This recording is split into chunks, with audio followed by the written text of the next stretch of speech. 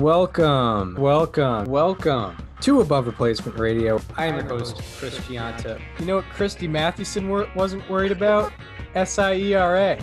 When you're thinking about Pedro Siriaco, I mean, the only one that can compete is maybe Hannes Wagner's 1908 season. Over there on the other side of the screen is Daniel Curran. Like, if we just clip together every time we've talked about him on other people's profiles, we've done a Mickey Cochran episode. I can't get past Rabbit Marinville. It's not necessarily Hall of Fame. It's not necessarily above average, but we can guarantee you we are better than just the standard replacement level college sophomore. And welcome to Above Replacement Radio, where we're talking baseball kind of whenever. I am your host, Chris Gianta. Over there on the other side of the screen is Daniel Curran. How you doing, Daniel? Chris, I am doing very well today. We got a couple things to get into. I don't really have much else to say, I guess. I'm going to admit, I don't really plan out what I say to answer your question, even though you ask it every time and I know it's coming. I kind of just do this off the fly. Yeah, you know, I do hate to put pressure on you within the first 15 seconds of the show, because I probably wouldn't like that if the roles were reversed, but because, you know, I really don't have much to say a lot either, but you know, we just get into the topics and go from there. But, you know, I usually, you know, enjoy the response, especially like when we're mocking something. But, you know, not much has happened that we can mock, really. So you know, first off, we got to talk about a team that we've talked a lot negatively about before. I think we've highlighted like two bad, like, just streak of losing, like, not losing streaks, but times where they've lost like 8 out of 10 or 10 out of 12 or something like that, where we've just highlighted them. We've highlighted them a lot on Slightly Alarming as well, and it took us a while for us to get a how about that on this team. But the New York Yankees have won 12 in a row. They're still currently on this win streak, and just taking over that wild card race. I think they're like 4 games back in the division. Yeah, 3.5, I think, because I think they're 3.5 because they won last night and the Rays didn't play. Yeah, so 4 or 3.5 back of the Rays, and man, looking like no, they are 4. They are 4. Looking like they would play, you know, looking how we expected them to play is what we. Yeah, I mean, this is how they should have been all along. Like, you know, it's very funny that the fan base fired Aaron Boone in the middle of the season like 3 different times, and this is how they are. Because I just want to say, like, I was defending Aaron Boone from a baseball fan standpoint. Like, he was getting way too much heat for the way they were performing, and I like how that takes looking now. Right. Yeah. And like, there's always going to be there are always going to be people who just blame analytics and the manager, outright. Like the magical word analytics just gets thrown out there and throws people under the bus. Yeah. And they always blame it on the manager. And yeah, look at them now. I think they're 3 games. The advantage for them hosting the wild card game is like 3 games right now. Yeah. They swept the Red Sox last week, and they've really just taken over. Yeah, their winning streak started right after it. The cat ran on the field, or whatever it was. Yeah, that's when the Orioles losing streak started. They're like 12-3 or something since then. It started after the Field of Dreams game. After the Field of Dreams game, they went back to Chicago. They had enough of that Iowa nonsense. They went to the South Side and won the last 2 games of that series. They won a makeup game against the Angels on Monday the 16th. They swept Boston. They swept Minnesota. They had a 2-game sweep of Atlanta in Truist Park, and they just beat Oakland for the first game of a 4-game series between those 2 wildcard contenders. I mean, Like most of these games have been against playoff teams too.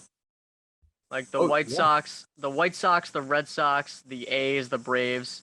I think most of them have been like the only non-playoff teams have been the Twins, and then that one against the Angels. And the Twins, like they still have a very good offense too. Yeah, especially in, going into that stadium as well. Yeah, it's something else. Like what from a from someone who's not maybe watching every game, like what changes do you kind of see just peripherally? Peripherally, I mean, like they're coming through when they need to. Like they would all like their runners and scoring position stats were always really bad this year. That's why they were so bad. In the month of August, they have a 142 weighted runs created plus in high leverage situations. Yeah. That's all you need to see. Like those are, but before the month of August, they weren't coming through in those situations, and now they are. So that's the difference maker right there. Is they're finally getting the hits that they need to make. Corey Kluber's coming back. The pitching's been strong on all fronts. The bullpen's probably been a little bit weaker, but the starting pitching has been great. Garrett Cole is still Garrett Cole. Jamison Tyon was a how about that of yours. Andrew Heaney's been stable-ish through the last couple starts after struggling. And then there's Cortez and there's Heel. Yeah. Yeah, Heaney, by the way, he's a victim of the bad luck. I was talking. He's the god of XFIP. Yeah, I was talking to you before recording. I was going to do a thread on Eduardo Rodriguez because most of my followers are like Red Sox fans, whoever's interacting with tweets or whatever. So that's just a more attractive option. But Andrew Heaney has a bigger difference in ERA and expected ERA. And he's like, if you go to his video, there's a lot of wall scraper home runs, and Yankee Stadium isn't going to help that. Yeah. Same with the Field of Dreams as well. Right. Yeah. Statistically, with the Yankees on their winning streak, on the pitching side of things, Jonathan Loaizaga, your how about that from a couple weeks ago, 8 1/3 scoreless from him, or at least without an earned run. Yeah, 0 ERA, 1.13 FIP, appears to have 10 strikeouts and 1 walk in the span. Wandy Peralta, 6 innings, no earned runs from him. Garrett Cole, he came back from the COVID IL, 11 2/3 innings pitched, 1 earned run allowed. Nestor Cortez has a 2.08 ERA through 13 innings. That's 3 earned runs. Even Andrew Heaney on this winning streak in his 2 starts, 11 innings, 2.45 ERA. So it's working out pitching wise. Also overall on this winning streak, the Yankees pitching staff ranks 3rd in earned run average, and on offensively, they rank 4th in OPS over this span in this winning streak. Individually, Luke Voigt hitting 419 with a 1292 OPS, really trying to solidify that first base spot that seemed to be taken away from him.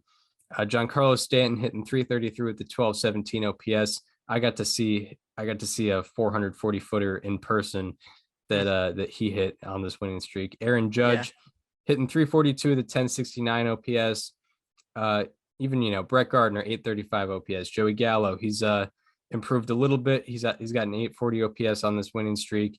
And Andrew Velasquez, pretty good story, 803 OPS during this win streak. So it's really firing on all cylinders, and it's kind of what they needed all year. It's everyone's clicking at the same time. That's really what's going on here. Yeah, I mean there were times during the year where everyone seemed to be bad at the same time. Now it's just the opposite, and they're playing like pretty much exactly how they should be playing. I think their record is like 75-52 right now.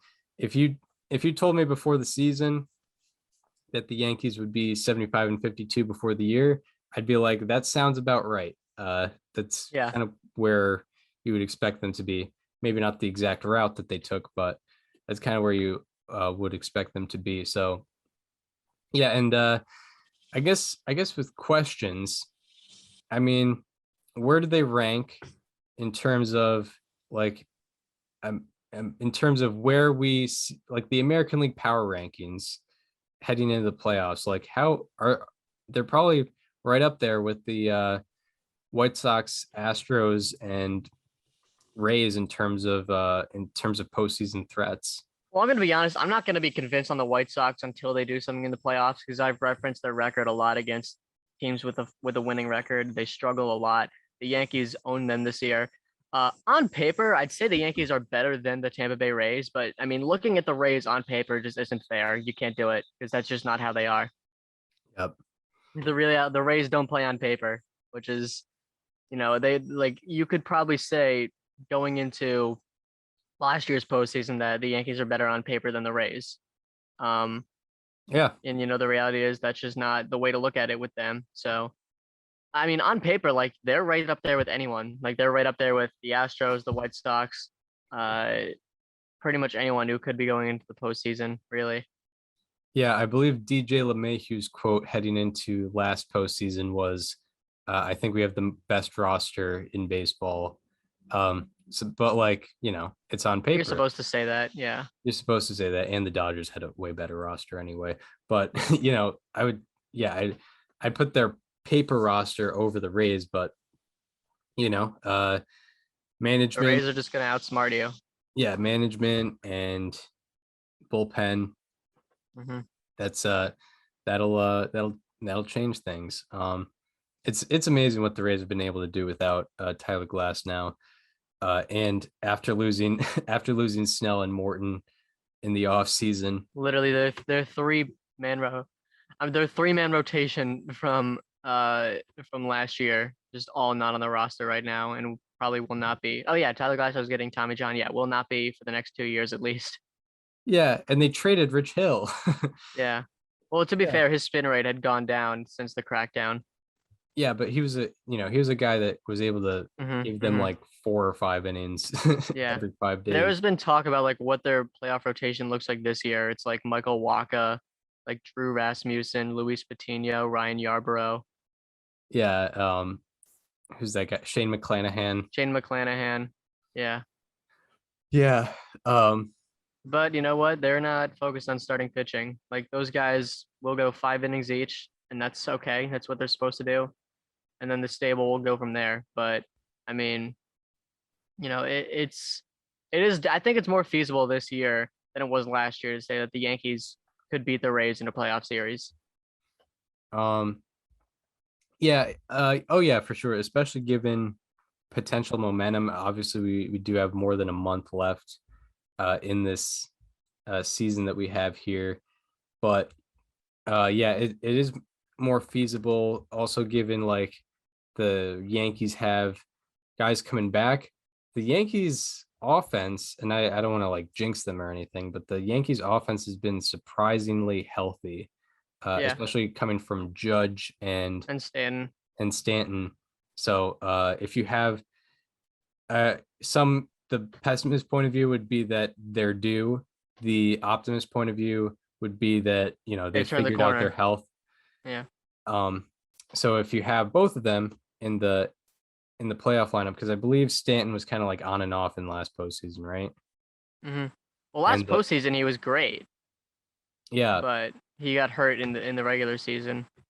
Right. So if it's a guarantee that both are able to be in the lineup, that's a very good thing. And I mean, it is weird because their off-season acquisitions haven't been, or not off-season, mid-season acquisitions haven't like been too impactful, but I feel like it still made an effect on like the rest of the lineup because it makes it makes their lineup more dangerous in general.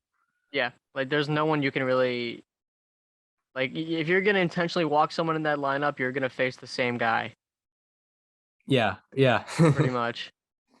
Yeah. Like Judge, Stanton, and Gallo are all the same player. Right. Yeah. It's very true. There's not really a hole in the lineup. It's not like earlier in the year when they had Aaron Hicks hitting third and Jay Bruce hitting ninth. Yeah. Yeah, it's That dude played like 10 games and was like, you know what? I'm out of here. right. And yeah, and now they got like Luke Voigt back hitting home runs for them, which is like pretty much another midseason acquisition. So they seem to be pretty back. Is I feel like is Gleyber Torres injured? I feel like I Yeah. haven't seen much Yeah, of he him. is. So yeah, that's one thing on the negative side for them. But they've kind of been able to plug and play. But yeah, I guess that's the Yankees. Yeah, currently 4 back in the division, 3 ahead for the home wild card game. It's looking more and more, as the A's lose more and more games, it's looking more and more like a Yankees Red Sox wild card, which would be Which great is for baseball. crazy. Yeah, it would be great for. I mean, it depends on the division, really. Yeah, It seems like the Rays are more telling in whether there's going to be a Yankees Red Sox wild card game or not than the A's. yeah. My take that the A's were going to stick around is kind of falling apart on me. Uh, that was from like a week ago, but I think I did say that before the Chris Bassett injury. So I'm gonna Yeah, give myself I'm a gonna pass. I give myself a pass on that. That's 'Cause fine. I will accept it. they just lost their best starting pitcher to a complete freak accident. But yeah, and hope he recovers. Uh, yeah. So Yankees on a 12-game win streak. They're killing it right now. What else? What else were we gonna get into? I kind of forgot. Yadier Molina. Yep. Yeah. Yadier Molina. He announced that 2022 is going to be his final season. That'll be his age 39 season, which is, Yeah. for a catcher, basically like your age 52 season. He's been doing it for a while. And I mean, yeah, I mean his career is hotly contested, especially in our sort of world. Yeah. I mean, like, let's just put statistics aside and say this guy caught on a regular basis from age 21 to age 39 with the same team in Major League Baseball. That's pretty ridiculous. Yeah, and yeah, it is pretty ridiculous. We haven't really seen that in the free agency era. Yeah, no, we don't. It's hard to see it. Uh, like the guy just kept coming back to like he was, and he's been a free agent too. Like last season, he was a free agent, and he ended up going back to the Cardinals. He signed an extension a few days ago for I think it was 1 year and 10 mil or something like that. So, it's one of the few guys left from like the early 2000s that is still playing. Yeah, I mean he entered the league before the Red Sox broke the curse. Yeah, he played in that World Series. Yeah, he played in that World Series in his age 21 season, and He's played in 4 World Series. That's crazy. yeah, I mean, whether he's a Hall of Fame or not, you can debate all day, but he is definitely a staple in 21st century baseball. You can't really think about 21st century baseball without thinking of Yadier Molina being behind the plate for the Cardinals very, very consistently. And I'm pretty sure wasn't it this was the craziest thing, but I'm pretty sure in 2020 he still caught the most games out of any catcher. That doesn't sound believable because it says he only played 42 games. Yeah, but there's not a lot of. I think that could be true, but Maybe caught the most innings. I'm not sure, yeah, I don't know. but That would be tough. I mean, I don't know. They played so many double headers. Like, do you really think he would have caught all of them? Yeah, I just remember I remember hearing something. JT Realmuto played 47 games last year. How many is a catcher? Let's go to standard fielding. 2020. Yeah, Realmuto only caught 36 as a catcher, or played 36 as a catcher. He was a DH 9 times. I mean, if it wasn't the most, it was definitely one of the most as a 38-year-old playing all those double headers. So I mean, and yeah, he's just especially when you think of playing the position defensively. I mean, Yadier Molina is one of the people a catcher has to model himself after. That graphic of like the amount of stolen base attempts like against every team since 2004, where it's like the Cardinals have like 700 against, while the next like lowest team is like 1100, is hilarious. Oh yeah, I can I can pull up that video and pause it and show that image Yeah, because it Foolish is, Baseball just made a video about Yadier Molina. yeah, Um, very good video. Um, yeah, he's and I think he made that before the announcement. yeah, Yeah, which is like kind of perfect timing. yeah, pretty wild.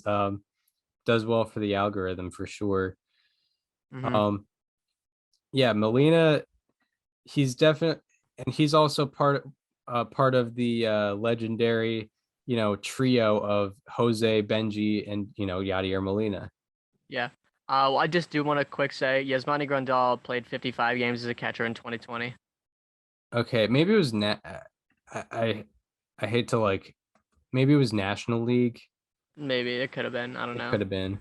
Um, oh yeah, here we go. Go to the YouTube channel to check out the screen share that's Foolish about to Baseball. happen.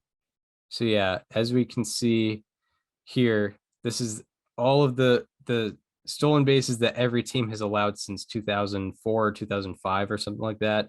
So Arizona is second to least, Lowest.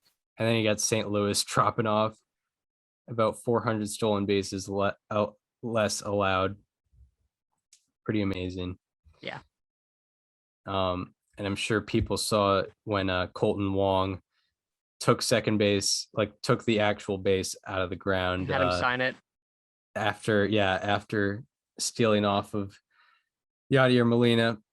Yeah, I mean he was, he's the standard bearer of 21st century defensive catching for sure. Yeah. It is very funny how like baseball Twitter will debate for literally a decade about if he's a Hall of Famer or not, and then the BBWA is gonna put him in first ballot. Yeah, it That's doesn't. 100%. It's 100% going to happen. There's no way it doesn't. Yeah, it does. Yeah, it doesn't matter what we Yeah, say. trust me. You think the BBWA is looking at VORP or WARP or whatever it is? Yeah, yeah, taking a trip to Baseball Prospectus. Yeah.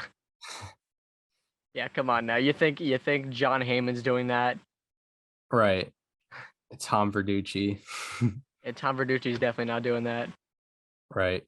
As he plays dramatic music with a camera as he fills out his ballot.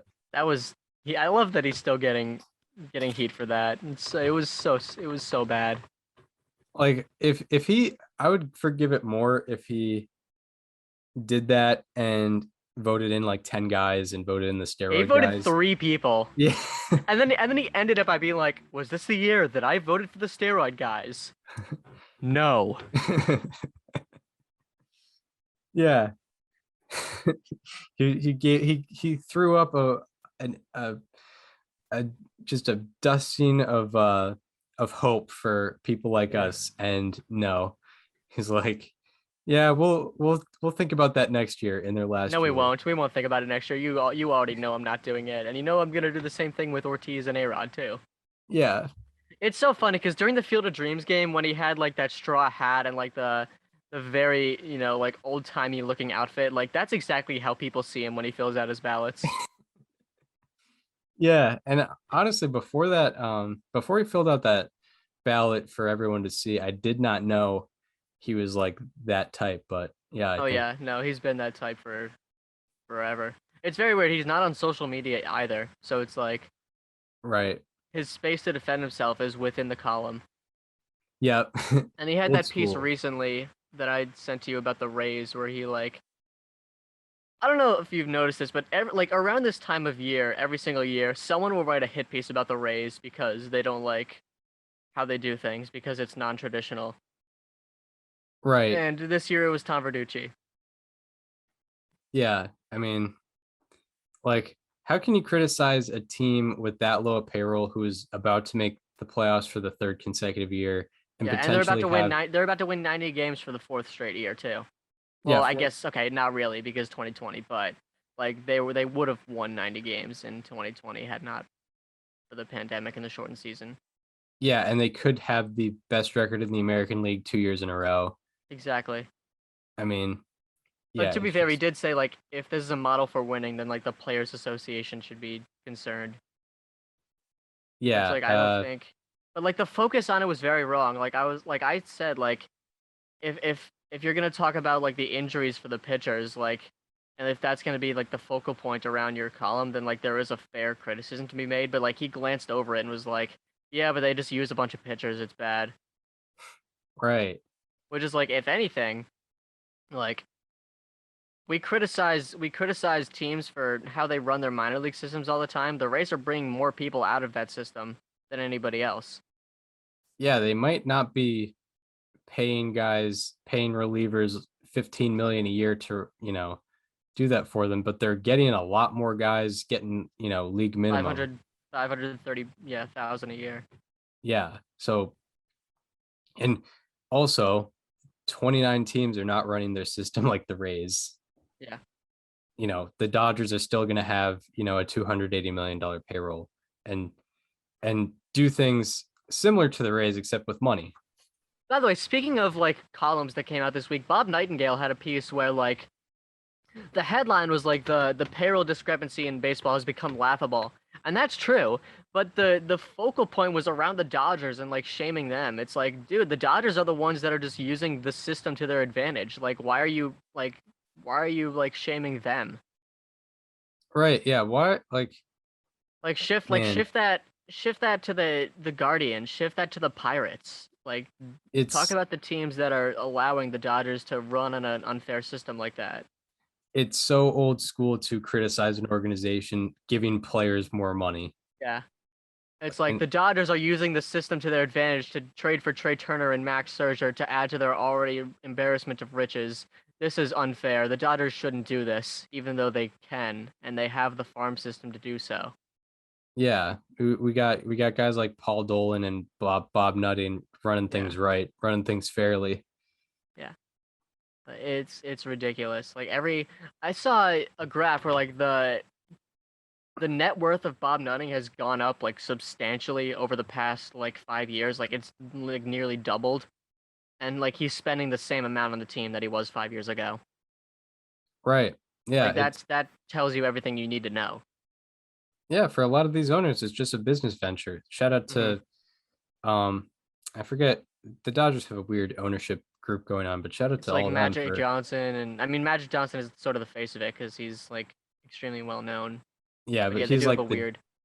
he's like the Derek Jeter of the Yeah, operation. Like he he gets owns. all the Doesn't he own like? press. Doesn't Jeter own like 4% of the Marlins or something like that? Yeah, yeah. Yeah. Um, but he's looked at as the owner so that he gets blamed for all the bad stuff that happens. But yeah, like It's like looking at LeBron James as the owner of the Red Sox. right. Yeah. And not the Fenway Sports Group. Yeah. Because in like last winter, like LeBron bought like part of Fenway Sports Group. Right. Yeah. Yeah. Like we can't be poo-pooing teams that are giving players more money. Like, Yeah. I don't know where Bob Nightingale's money is coming from, but like USA Today. there might be a little incentive for him not to criticize guys like Bob Nutting, Paul Dolan. Trying to think of other guys, but like those types that are Stuart Sternberg. using Major League Baseball simply as a business venture for them to make more money and not to build a winning franchise. Yeah. But anyway, Yadier Molina, what a great career. I'm glad we went on a tangent because we needed that. Yeah. It'll be like he's going to be a Hall of Famer. Like I'm not even like there's a big debate. It's not even worth it. Like I'm just gonna, appreciate what we have here and realize that it's gonna happen. Like I don't think the Baseball Hall of Fame is gonna look a million times worse with Yadier Molina in it, like a lot of people think. Oh yeah, Like I promise definitely. you, worse guys have been admitted to the Hall of Fame in the last 10 years than Yadier Molina. So let's relax. Yeah, and to like address the Hall of Fame stuff briefly, because we'll probably get into that a lot more like down the road. But B War, like the difference in his B War and his F War is pretty major, which is like it's just a thing of like which one are you going to trust? One of the things Foolish Baseball highlighted was F War actually has Fangraphs actually has a framing factor that has been put in since 2008. I think you've talked about that on the show too, though. Yeah, like B War, catcher B War is bad because no framing. Yeah, well, I didn't even know about the Fangraphs thing. I only knew about Baseball Prospectus keeping track of framing, and Okay. they're still looked at as the best outside of like Statcast. They've been historically looked at as the best for factoring framing, but I think the thing was like I think Yadier Molina ranks 7th in catcher F War, but like 20th in catcher B War.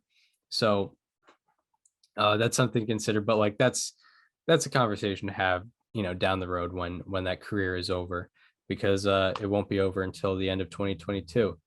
And yeah, I mean, if anything, he's definitely the standard bearer for defensive greatness at the catcher position. It's been Johnny Bench, Ivan Rodriguez, Yadier Molina, like chronologically in terms of playing that position. Like I don't think he's the best catcher of all time, like some people say, but I also don't think he's Jason Kendall, like some people say. Exactly. For sure. You said it correctly. All right. I mean, any other news that we got going on? Nah. I don't think so.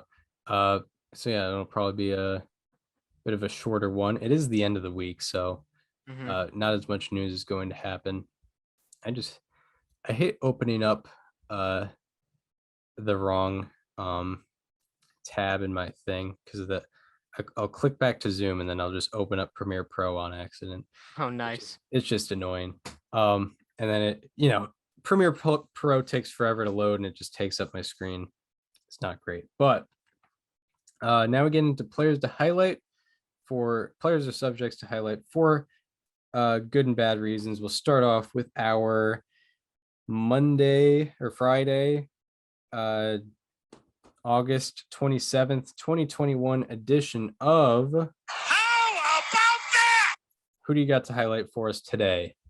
So my how about that was someone who was on my breakout list this year, and I'm pretty happy about what that's looking like. I'm talking about Logan Webb from the San Francisco Giants, who has a 1.63 ERA over his last 12 starts, which dates back to May 11th, because he went on the IL. He missed a month, and that 1.63 ERA since May 11th leads the majors among pitchers with at least 60 innings pitched. And I know that's kind of a cheap move because I'm cherry picking. He went on the IL, but let's talk about this. Since he came off the IL on July 9th, he qualifies for rate stats and has a 1.82 ERA and a 1.2 FWAR, which is tied for the 11th most in the majors. And since July 9th, his 65.9% ground ball rate gives him the major league lead in SI ERA among qualifiers. If you don't know what SI ERA is, it is skill interactive ERA. It's essentially FIP with a ground ball component. And being that he has a 65% ground ball rate, naturally that stat is going to be nice to him, and he is the major league lead among qualifiers since July 9th. And of the 196 pitchers who have thrown at least 300 pitches since July 9th, Logan Webb's -5-degree average launch angle against is the lowest. And he's thrown 700 pitches, so 300 pitches is not a cherry pick. And this stretch marks the 5th time a pitcher aged 24 or younger has had a sub 1.65 ERA, a 28+ strikeout rate, and a sub 5.5 walk rate in 60 innings pitched. Only 4 other pitchers have done that in a 12-game stretch. And the other 4 are Dwight Gooden, Mark Pryor, Steven Strasburg, and Jack Flaherty. So Logan Webb has been very impressive through pretty much every front since July 9th and since May 11th too. Logan Webb, How about that? kind of a continuation from a how about that I had long ago. Yep. With the Giants rotation. He was kind of Did you injured talk at about the Logan time. Webb in that one? No, it was all Yeah, 'cause Gossman. that was before he broke Yeah, out. it was Gossman, Desclafani, and Wood. And what I highlighted is like their ground ball rates all increased this year. Mhm. And Logan Webb is a product of that. And I believe Yeah, at he the is. how I believe at the time of that how about that. So in 2020, the Giants pitching staff ranked 29th in ground ball rate, and then this year at the time of that how about that they were first in ground ball rate. And Logan Webb, what lowest launch angle or like highest ground ball rate in a certain Yeah. span? Well, league leader in SIERA, which is Mhm. since July 9th, which is fit with a ground ball component, and among the 196 pitchers with at least 300 pitches thrown since July 9th, to which he is 700, -5-degree launch angle, which is the lowest. Yeah. So Yeah. like, yeah, they're definitely doing something over there in the Bay. They have the ground ball lab. Yeah. Just They gotta love facing Eric Hosmer over there. oh my God. When, Yeah, for sure. It's like the opposite of when an unstoppable force meets an immovable object. It's like when the ground ball machine faces the ground ball machine. Yeah, it's just like it's perfect. It's like yeah, It's like two pieces of a puzzle. They fit together perfectly. they're just like perfect. Yeah, they're meant for each other for sure. Like that's got to be a 100% ground ball rate when they're facing each other. Well, I mean, Uh, Eric Hosmer faces the Giants a lot in the next month. Yeah. Yeah, that's going to be those are going to be some very unexciting plate appearances, but exciting for us because we know it's going to happen. My how about that? This is kind of overall in the year or past few months. I'm looking at like, and this is gonna, we've done 29 teams. This is gonna be the 30th team. Oh, I'm looking at a guy on the Mets who hasn't been playing his worst over the past month, but a guy who's been doing pretty much doing his thing the entire year, and also was kind of an underrated offseason acquisition. I'm talking about Aaron Loop out of the Mets. I was thinking about doing him too. I'm glad you did it. I was a little hesitant because he gave up some inherited runners on Wednesday night, but he had a good outing last night, so you had to do it. No, this is a valid. How about that? For sure. On the year, and the reason he is a valid how about that is on the year, he has a 104 ERA, a 190 FIP, and a 294 expected ERA, and a 504 OPS against. Overall in the year, of the 381 pitchers to face 150 batters this year, his slugging against ranks 8th lowest, and his ERA ranks 2nd lowest out of 381.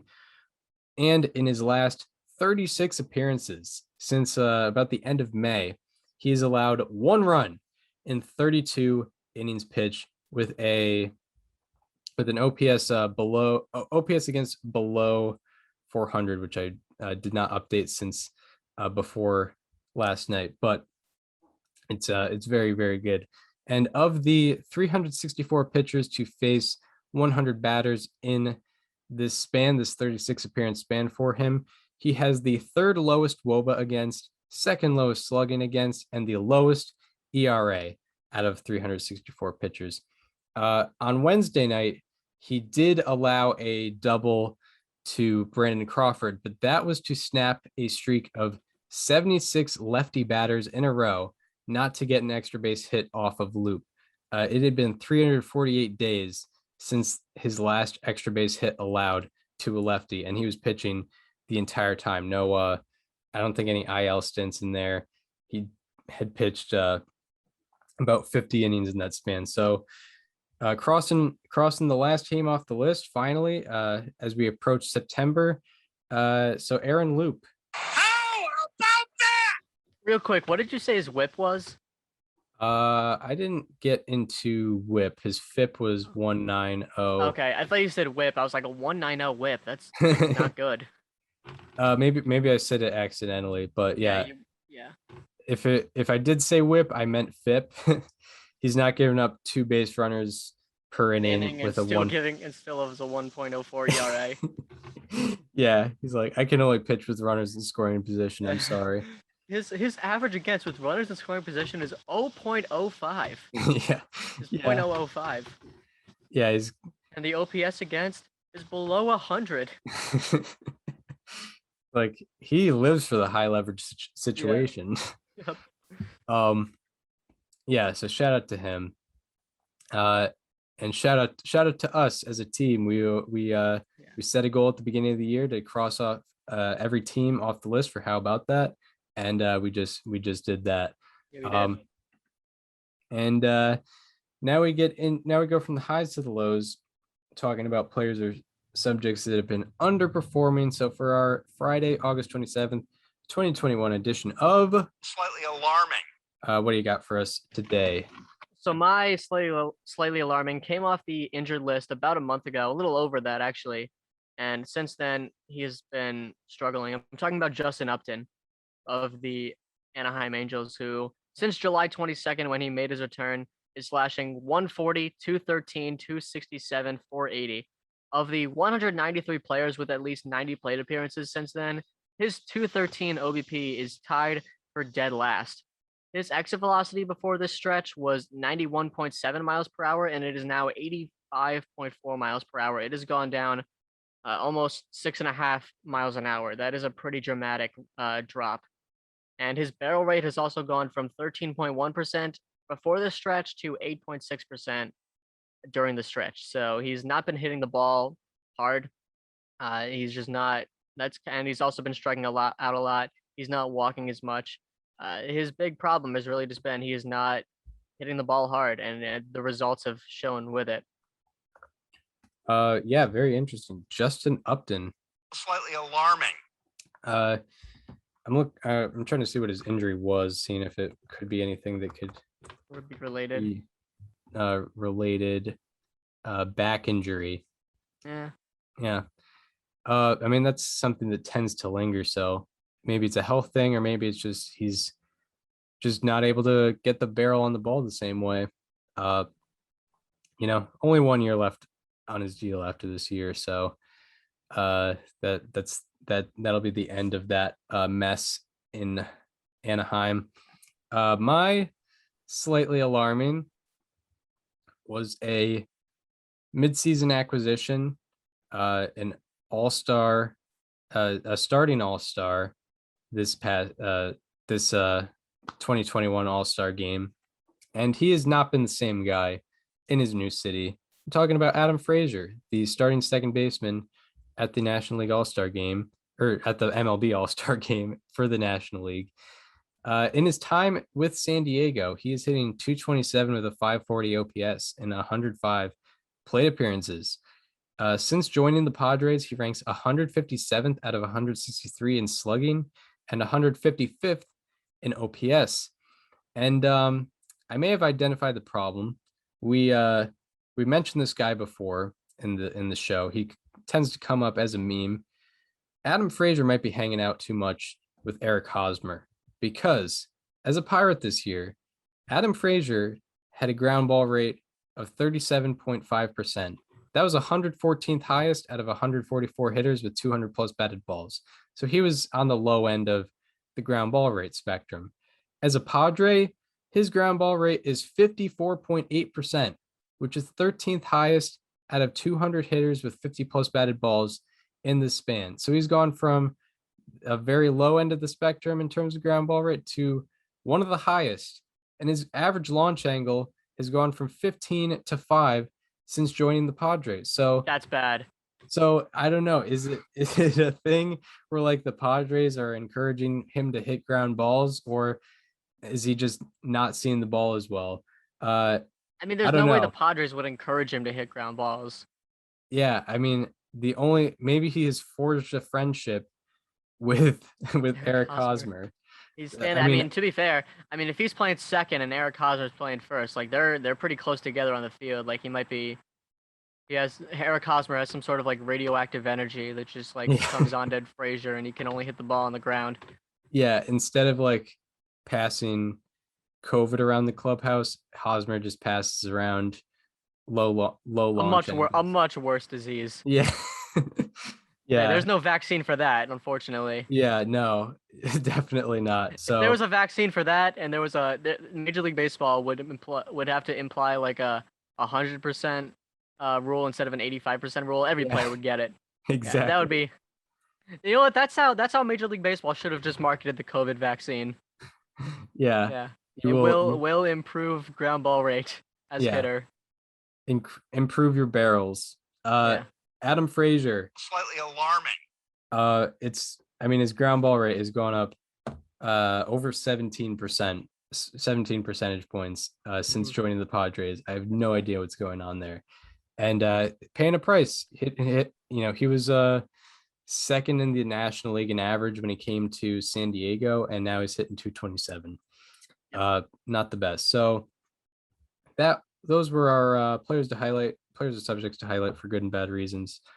Now we get into a preview of the weekend ahead. I'm going to point out some series to watch. Daniel's going to point out some day-by-day matchups. And to be honest, there's a good amount of good series. A lot of good baseball this weekend. Yeah. First of all, you have the very competitive Orioles versus Rays. Orioles coming off a 2-game win streak. Yeah. They're going to be playing spoiler here. They are tied for the most wins in baseball since August 25th. Yeah, not enough people are talking about it. We highlighted the Yankees streak. Honestly, they probably lead the league in like a bunch of offensive categories since then. True, they have scored because they scored 10 runs and 13 runs. Yeah, they've scored 23 runs in their past 2 games.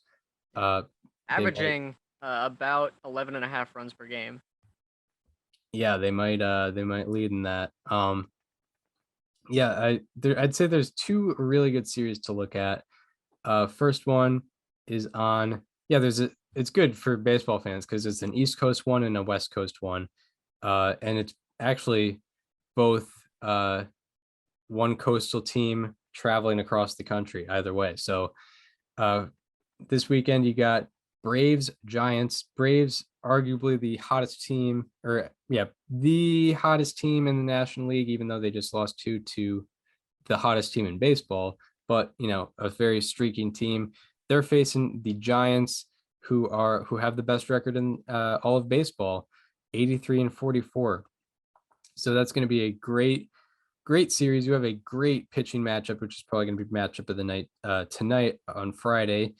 Then tomorrow night, Daniel's How About That Logan Webb is going to be facing to be determined. And Sunday,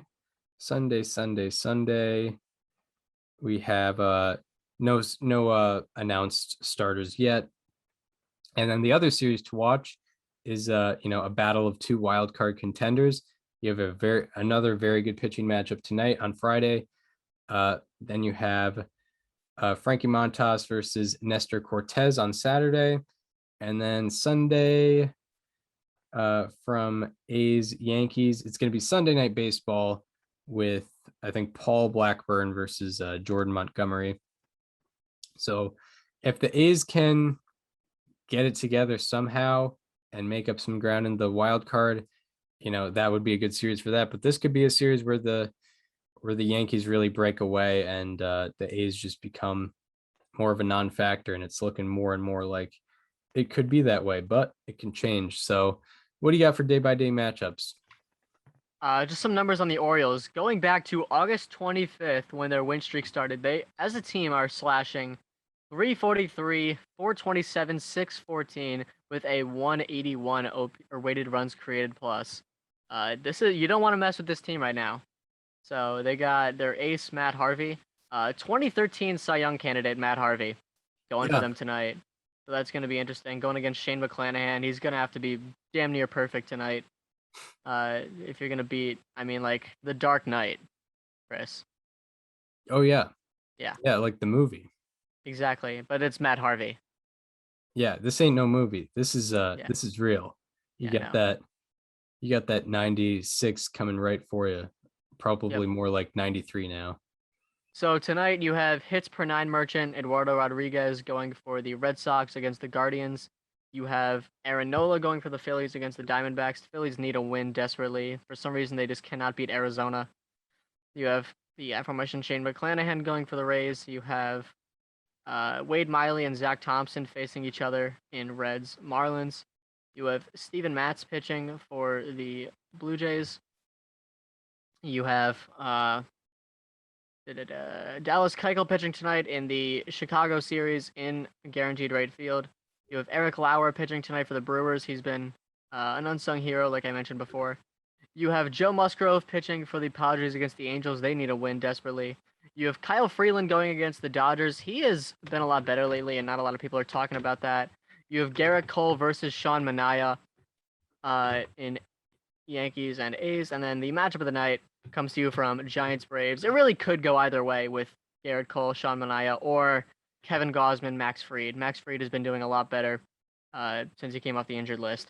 And then on Saturday, you have Nestor Cortez pitching for the Yankees against Frankie Montas. You have Tyler Anderson pitching for the Mariners. You have Kyle Gibson pitching for the Phillies. Sandy Alcantara going for the Marlins. Alek Manoah going for the Blue Jays. John Means going for the Orioles. Framber Valdez going for the Astros. Adam Wainwright going for the Cardinals. Lance Lynn going for the White Sox. A lot of good pitching on Saturday. Marcus Stroman going for the Mets. Okay, never mind. I thought that was the other Burns. It is not. Logan Webb, like Chris mentioned, will be going. John Gray versus David Price in Rockies and Dodgers. And the matchup of the night comes from Red Sox versus Guardians. You have 2021 All-Star Nathan Eovaldi going against Chris's How About That from very recently, Cal Quantrill. That'll be a good matchup, 4:05 Eastern on Saturday. And then on Sunday, you have Kwang Hyun Kim going for the Cardinals against the Pirates. You have Tyler Mahle going for the Reds against the Marlins. Barrios going for the Blue Jays against the Tigers. You have the matchup of two ARR memes going against each other in the All-Chicago series. Kyle Hendricks versus Dylan Cease. That'll be a fun one. You have Zach Greinke going for the Astros against the Rangers. And you have Marco Gonzalez going for the Mariners against the Royals. He's been improving a lot lately. Matchup of the day comes from Diamondbacks Phillies. You have Madison Bumgarner versus Ranger Suarez, one of my previous How About That's. Yeah, and Bumgarner, I believe, has been a little better than he was before. I was watching Sunday Night Baseball last week. I believe we are pronouncing Cal's name incorrectly. I believe it's Quantrill. That's how they were pronouncing it. That's how Matt Vasgersian was pronouncing it, and he's got the media guide. So shout out to Cal Quantrill. So yeah, we hope you enjoyed this one. If you're listening on Apple Podcasts or Spotify and want to watch the conversation as it happens, see that graph that was displayed about the Cardinals caught stolen bases against. That was pretty crazy to see. Head over to the YouTube channel and subscribe to the YouTube channel. It is called Above Replacement Radio. Also, if you want to follow us on social media, follow me on Twitter at Chris_Gianta. Follow Daniel on both Twitter and Instagram at Daniel_Curran, and follow the show Instagram at Above Replacement Radio for all the show needs. And we hope you enjoyed this one, and we hope to see you on Monday, where we will be talking all the happenings in Major League Baseball. Once again, see you then. This conversation is over.